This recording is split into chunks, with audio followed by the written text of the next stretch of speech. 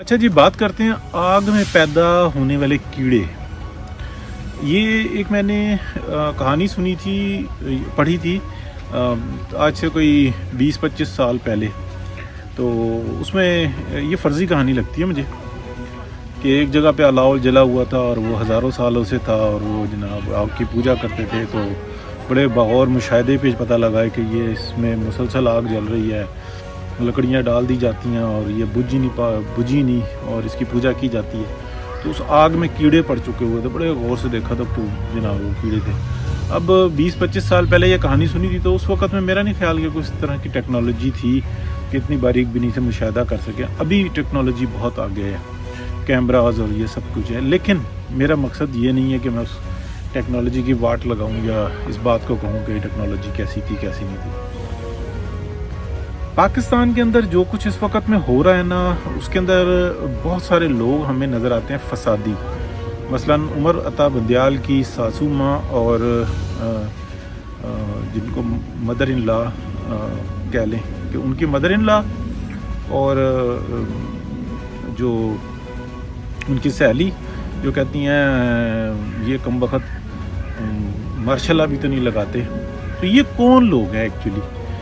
ये हैं वो आग में पैदा हो जाने वाले कीड़े, गंदी नस्ल जो हर बुराई और हर फसाद के अंदर से ना अपने रास्ते ढूंढे हुए होते हैं। इनको पता होता है कि लोगों की परेशानियों से हमने कैसे कमाना है। जब तक फसाद बरपा है तब तक हमारी लाइफ है, क्योंकि ये लोगों की महरूमियों से खेलना जानते हैं। ये उस फसाद में से, उस गंद में से, गलाजत में से जो ना अपना हिस्सा नोचना जानते हैं। ये गिद्ध हैं मुआशरे के, ये वो कुत्ते हैं जो मतलब शिकार करना तो नहीं जानते, लेकिन मजलूमियत के बायस जो लोग मर रहे होते हैं या जो डेथ्स हो रही होती हैं, ये उन मुर्दारों को खाने वाले लोग हैं। तो इस तरह का माहौल बनाते हैं। और ये सिर्फ यहाँ पर नहीं है, अगर हम देखें तो हमारे मुआशरे के अंदर कानून की अमलदारी ना होने की वजह से डॉक्टर्स नज़र आते हैं। सच हमेशा बोलना चाहिए। डॉक्टर्स ऐसे नज़र आते हैं जो प्राइवेट प्रैक्टिस करने के लिए तो वो हर वक्त अवेलेबल होते हैं, लेकिन वही हरामखोर जो है ना सरकारी हॉस्पिटल्स में रह के अपने आप के नाम के साथ एसोसिएट प्रोफेसर तो ये सब कुछ लगवा रहे होते हैं और निज़ाम को जकड़ा हुआ होता है इस तरीके से कि वहाँ पे लोगों को फैसिलिटेट ना किया जा सके। यानी कि प्राइवेट प्रैक्टिस करने के लिए वो शाम को 1 मिनट देर किए बगैर अपने क्लिनिक पर मौजूद होते हैं और दिन में वो बस वार्ड्स में और आगे पीछे कोई या चंद एक मरीज़ देख के वो ओपीडी करना भी पसंद नहीं करते, या कभी एक बार चले गए या मतलब इस तरह के काम करते हैं। और ये भी वही गंदी नस्ल जो उनसी ना कीड़ों की होती है और ये ना निज़ाम बनने देती है ना निज़ाम पे अमल होने देती है। इसी तरीके से ये बड़े जो कीड़े होते हैं ना, गंदी नस्ल, वो हमें नज़र आती है। सुप्रीम कोर्ट के अंदर भी नज़र आ रही है, हाई कोर्ट में भी नज़र आ रही है और बड़ी बेदर्दी के साथ। तो हसन अयूब साहब का मैंने कल परसों जो उन्होंने असद अली तूर के साथ जिस तरीके से बात की तो दिली खुशी हुई। देखें, हसन अयूब के बारे में ये कहा जाता है कि कुछ जज्बाती ज़्यादा हो गए थे।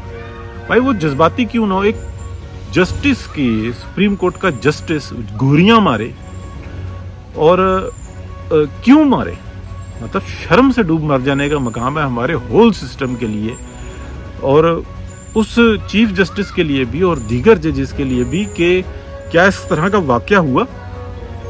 क्या कोई मुअज्जिब जज कोई इस तरह का काम कर सकता है? भाई करप्शन के इल्ज़ामात तुम्हारे ऊपर हैं, ट्रक तुम्हारे पकड़े गए हैं और चीफ जस्टिस तुम्हें साथ बिठा के पैगाम दे रहा है और आइन को तुम तोड़ रहे हो, कानून का तुम जनाजा निकाले हुए हो, करप्शन के इल्ज़ामात तुम्हारे ऊपर हैं, ऑडियोज़ तुम्हारी आ गई, वीडियोज़ तुम्हारी आने के लिए तैयार बैठी हैं, अय्याशियाँ तुम्हारी वो हैं कि जो अगर तुम्हारी तनख्वाह 10 गुना कर दी जाए तो वो भी नहीं कर सकता बंदा।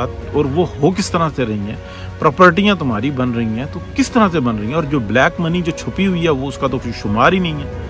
तो ये सारी चीज़ें जो उनसी हैं ना, इनको अगर हम देखें तो ये वो गंदी नस्ल है या ये वो आग में पैदा हो जाने वाले कीड़े हैं जो कि बस जला देने को जो है ना वो अपना मुस्तकबिल समझते हैं।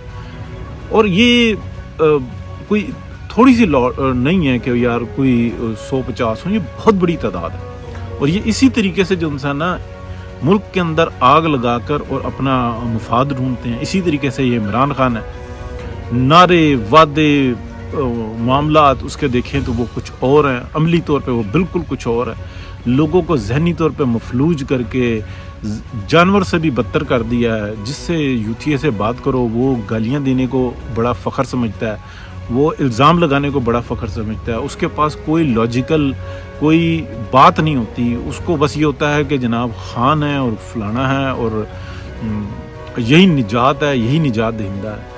تو تکلیف کی بات یہ ہو جاتی ہے کہ یہ اتنا بڑی جو احساس ہے اس کی گمشدگی کیسے ہوگی.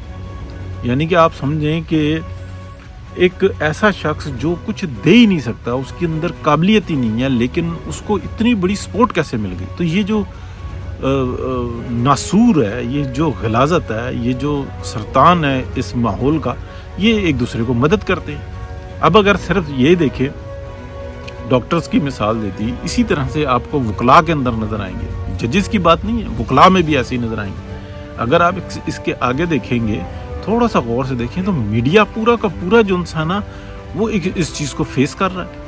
یعنی کہ چند ایک میڈیا کے اندر لوگ ہیں جو ایمانداری کی بات کر رہے ہیں, چند ایک وہ لوگ ہیں کہ جو طریقے سے چل رہے ہیں, چند ایک وہ لوگ ہیں کہ جو کسی اصول کے اوپر ڈٹے ہوئے ہیں. انہوں نے اپنے حلف کی پاسداری کی. جب پاناما میں سے اقامہ نکالا جا رہا تھا, کتنے لوگ تھے جو ڈٹ کر بات کر رہے تھے, جن کو اخبارات میں جگہ نہیں مل رہی تھی تو وہ سوشل میڈیا پہ آ کے بیٹھ گئے تھے. جن کو ٹی وی پہ بات کرنے کا نہیں مل رہا تھا موقع, تو پھر وہ فیس بک پہ اور یوٹیوب پہ اپنے پروگرامز کر رہے تھے, لیکن سچ عوام تک پہنچا رہے تھے.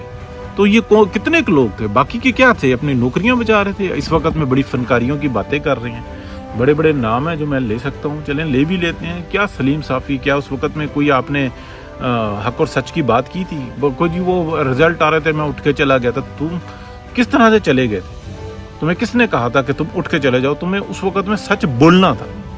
تم کہتے کہ ٹھیک ہے نوکری سے نکالو, میں یہیں پہ بیٹھا ہوں, میں اس پروگرام کو چھوڑ کے نہیں جا رہا. بندوق کے آگے نہیں نہ ٹکے, اور اس وقت میں آپ فنکاریاں کرو, باتیں کرو. تو یہ بڑی تکلیف کی بات ہے. تو یہ حق اور سچ کی بات کرنا جو انسان ہے, یہ بڑا مسئلہ ہوتا ہے. بہت سارے لوگ ہیں, میں نے ایک کا نام لیا, ایک نہیں بہت سارے, جو اپنی نوکریاں بجا کے بیٹھے تھے. بہت سارے ایسے تھے جو یوٹیوب پہ آ گئے تھے, بات کر رہے تھے. وہ کہتے تھے ٹھیک ہے وہاں نہیں موقع ملے گا, ہم یہاں پہ کریں گے.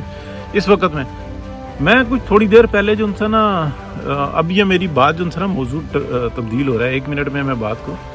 منصور علی خان جو انسان نا, اس کا میں پروگرام دیکھ رہا تھا اور یہ اپنا ولاگ ہی دیکھ رہا تھا. تو ولاگ میں وہ بتا رہے تھے کہ جناب جو نبیل قبول ہیں, انہوں نے یہ بات کی پروگرام میں کہ میں جناب گھس کے ماروں گا کیمرہ مین کو.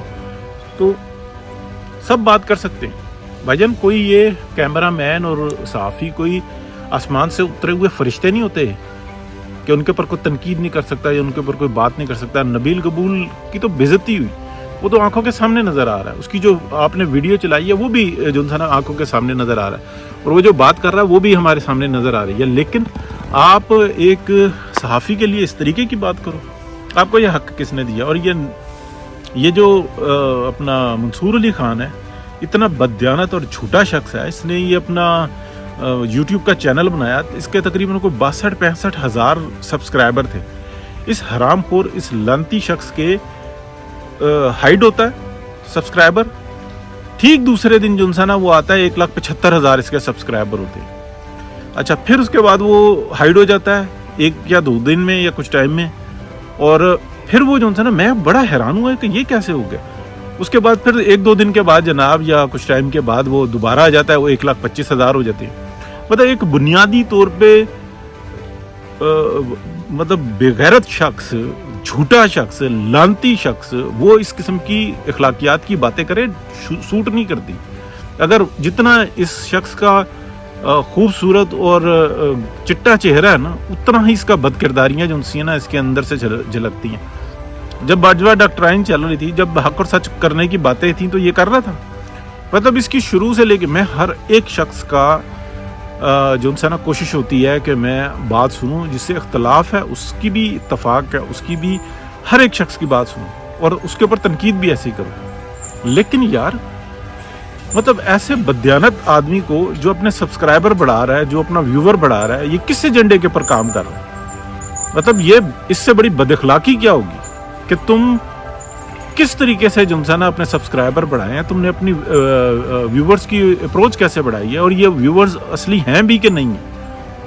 اور اگر یہ کہو کہ جناب میں تو دوسروں کے اوپر جو ہے نا کیچڑ اچھالتا رہوں کہ نبیل قبول صاحب آپ کے اندر ہمت ہے تو کر کے دکھاؤ, وہ لیاری نہیں ہے, وہ لانتی آدمی, تو اپنے پہلے جو ہے نا جو یوٹیوب چینل کھولا ہوا ہے اس کے بارے میں رپورٹنگ کر کے بتاؤ کہ کس طریقے سے 62-65 ہزار سے جمپ کر کے 1,75,000 سبسکرائبر ہوئے, اور اگلے دن جو ہے نا پھر وہ واپس 1,25,000 ہو گئے.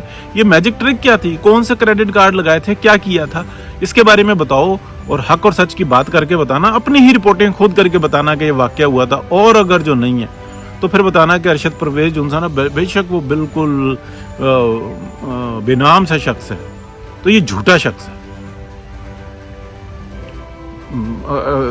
ایگزامپل دے رہے ہیں جناب رضی دادا کی کہ جی انہوں نے یہ بات کر دی, یوں کر دی, میں نے تحقیق کی, یوں کر دی. بڑی وڈی تحقیق کی تھی بھائی, جہاں پہ تمہارے جناب پر جلتے ہیں وہاں پہ تمہارے جناب پیر نہیں پڑتے, تمہیں شرم کوئی نہیں آتی. رضی دادا تو اس وقت بھی سچ بول رہے تھے جس ٹائم میں ان کی نوکریاں گئیں, ان کے معاملات گئے. تمہاری ایک دن کی کوئی سٹرگل ہے, ایک تم نے گرم ہوا کھائی ہو. بے شرم آدمی باتیں کرتے ہیں.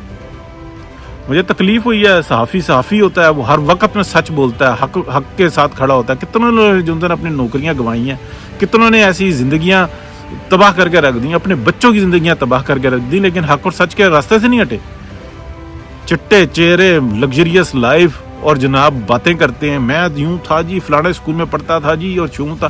تم نے سب کچھ کرنے کے بعد جوتے ہی چاٹے ہیں اور کچھ بھی نہیں کیا. لانتی انسان.